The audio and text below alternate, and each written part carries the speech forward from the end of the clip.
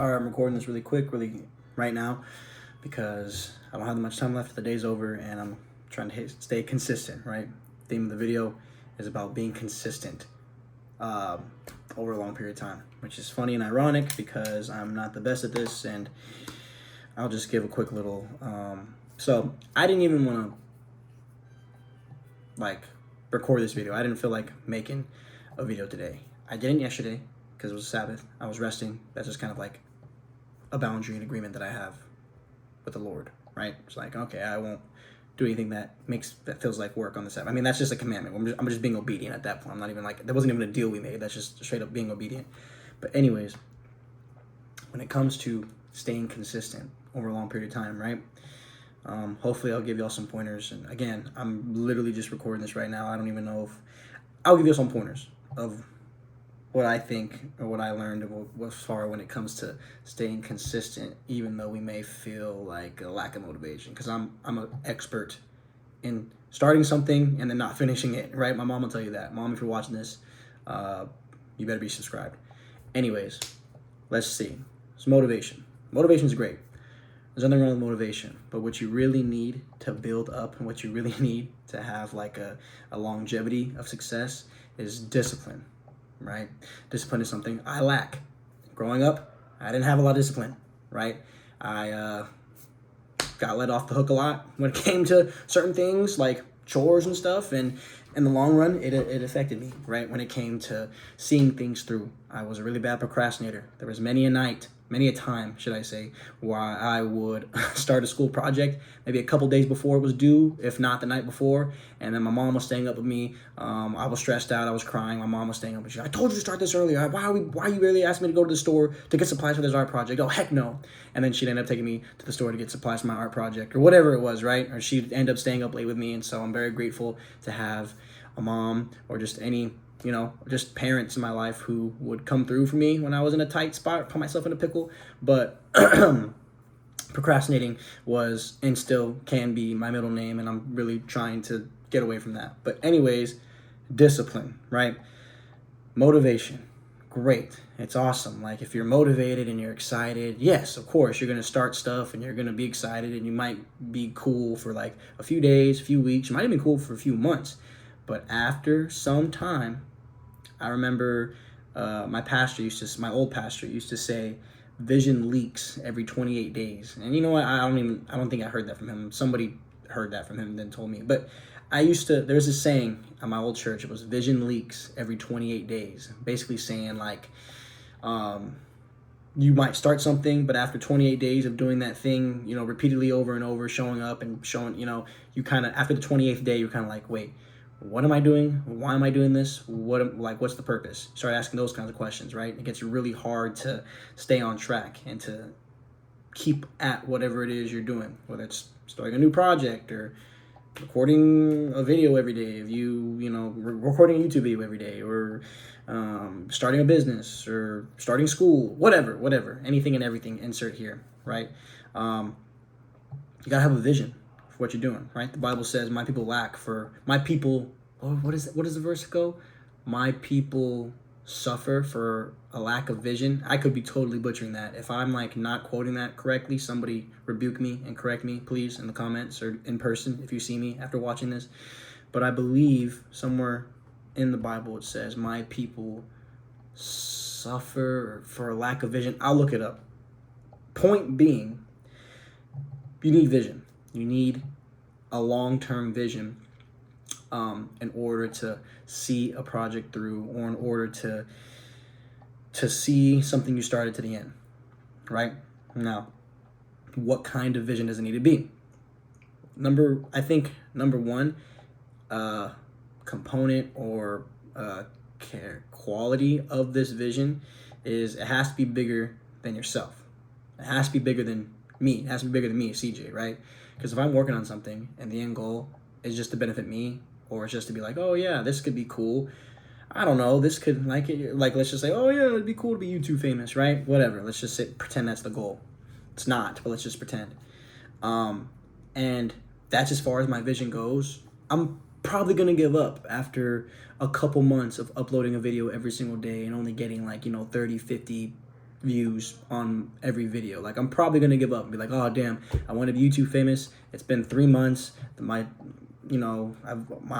averaging like 50 views per video. I'm probably just gonna give up, and that's gonna be the end of it. But if I'm like, you know what, I've seen the power of the internet and social media, and I've seen people who have completely changed their, flipped the script, changed the course of their business, changed the course of their entrepreneurial lives, whatever, by mastering the art of posting content, mastering the art of storytelling. I love storytelling, right?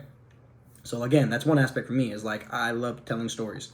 I love perfecting getting stories and whatever. That's the whole other topic of discussion.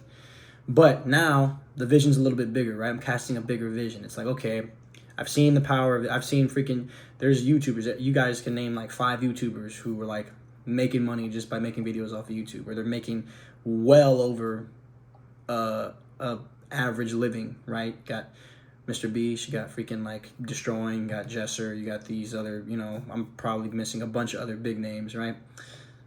There's proof, right? And the type of like income that they're making from making videos is like it's generational wealth. Like there's some generational wealth that can be made if you do it right. So that's just an example, right? So now it's like, okay, my vision isn't just about me. It's like, okay, now I'm thinking about generations. Now I'm thinking about my kids, my grandkids. Now I'm thinking about, okay, what can let's just pretend I do pop off, or I'm grinding and building this channel, and I do start making some serious money from it. Like, that's another stream of income. Like, what can I do with that stream of income? I could give more. I could pour into other causes and organizations that I believe in, right? There's like, it's bigger than just me. It's bigger than just me trying to be like famous, right? Let's just, again, it's not the goal, but let's just pretend.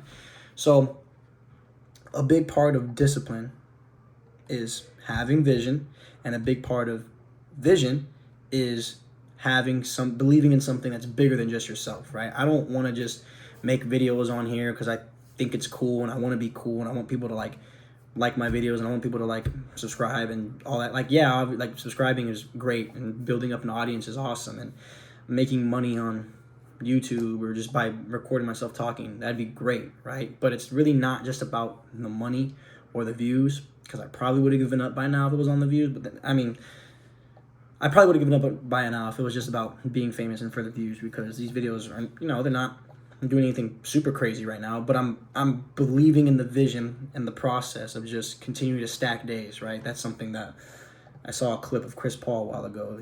I'm not saying he was famous or known for this, but Chris Paul talks about stacking days. A current player for the Phoenix Suns, Damian Lee, former Golden State Warrior Damian Lee, he has this brand called like Daily Deposits, or he talks about making daily deposits, like showing up, clocking in, clocking out, like stacking days, making daily deposits, like grind, like you just showing up. Just showing up is like 90% of the job. And then hear me out, but like at a certain point, like just showing up isn't good enough. But if you show up every single day and are just consistent and doing the same thing over and over again, you're gonna have some fruit, right? Now, there's probably more efficient ways to do it than to just show up every single day and doing the same thing, but you're going to have fruit by just showing up. Like 90% of the job, or 90% of doing anything worthwhile, is just showing up, right? You've already beaten out a lot of people who refuse to show up every single day. Okay, anyways, trying to stay on track here. Discipline over motivation every time, right? How do you become more disciplined if you aren't disciplined like myself? You have to do things that make you feel uncomfortable.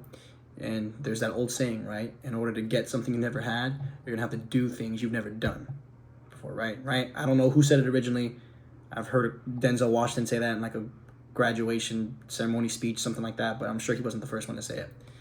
In order to get something you've never had, you have to do something you've never done. For me, an example of that was keeping a schedule, a daily planner, right? In college, my first semester of college, I was a freshman at UNT, University of North Texas, go Mean Green. I had never kept a daily planner or schedule in my life. One of the first things I did in college, and the only reason I did this is because it was a gift. One of my graduation gifts from high school was one of my teachers, one of my teachers' wives got me a moleskin journal and a nice set of pens. She literally got me this set of pens. I found these on Amazon. I bought them again because these pens make me feel productive and it reminds me of productivity.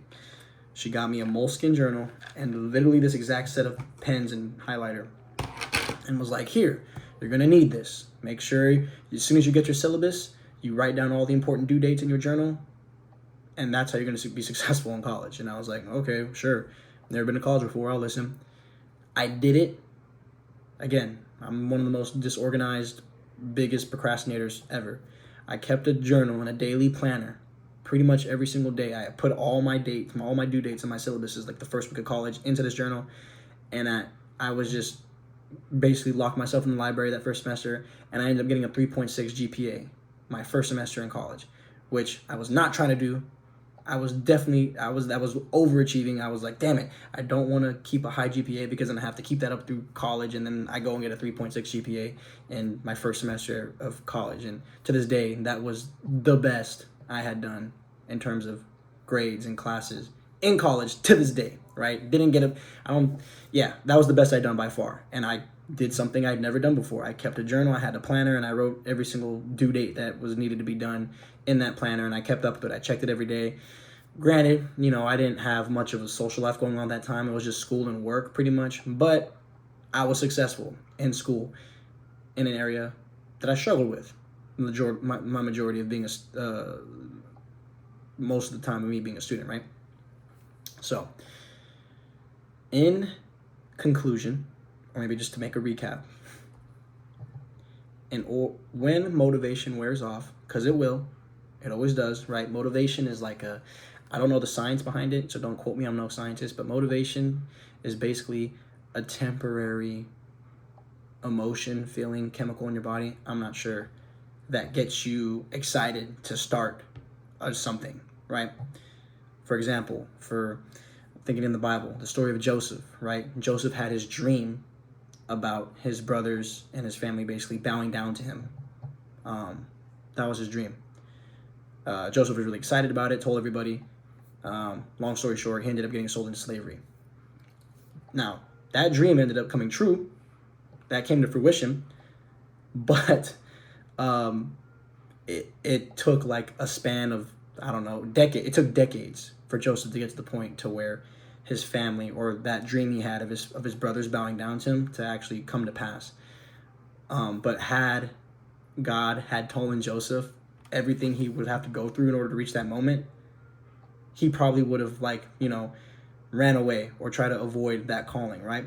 But because he was motivated, he was excited to talk about his dream and share it with his brothers, that set off the chain of events that would ultimately lead to Joseph being somebody, being the second most powerful man in the most powerful country at the time in the world, which is Egypt. He was second in command of Egypt, and it ended up leading to, if you go read Genesis, it's in Genesis, his brothers bowing down to Joseph when they needed food. But decades prior, if Joseph had knew everything he had to go through, he wouldn't have been motivated to end up being freaking second in command in Egypt, right? He probably would have stayed where he was at and was like, oh yeah, I'm good being a shepherd's son. I don't even know if Jacob was a shepherd's son. I'm good just working in the fields with my brothers. But instead, he was so excited to start his journey of being this, kingly figure. He he was ready to go. He was all gung-ho about it. Now, again, kind of a bad example because Joseph didn't really do anything to become, he did, but Joseph wasn't motivated to get sold into slavery. No, I understand that, right? Nobody is motivated to do that. But he was motivated and excited enough to share his dream that it set off the chain of events that would ultimately push him to his destiny of becoming the second most powerful man in the world at the time, right? I hope that makes sense. I hope that ties in. Right? Motivation is going to wear off. It always does. When it does, you're going to need discipline. How do you maintain your discipline? You got to have a vision, right? You got to have a vision of why you're doing it. You got to have a vision of that's farther down the line, right? That's not just immediately in front of you. It's got to be a vision that lasts years or way down the line. That way you can keep working at it without it without your vision leaking, without you being like, why am I doing this? And like, what does that vision have to be, or what does it need? What's a good quality for that vision? It's got to be something outside of yourself or bigger than yourself, right? It can't just be about you. It has to be about your family. It has to be about the audience you're trying to reach. It has to be about the people you're serving. It has to be about your friends. It has to be about your, your future kids, your future spouse. Like, your vision has to cast. Your vision should be something that's bigger and outside of just yourself. That's how, in my opinion, your discipline lasts over a longer period of time, so that when the motivation runs out, you still understand what you're doing and why you're doing it. I feel like this kind of was scattered. Maybe it was going somewhere, maybe it wasn't, but I got 2 minutes till midnight, so I'm trying to upload like a daily video, and I took a day off because of Sabbath, so I'm going to wrap this up and quit talking because I'm wasting time. So I hope that was a blessing to somebody. Maybe. God bless you. Good night.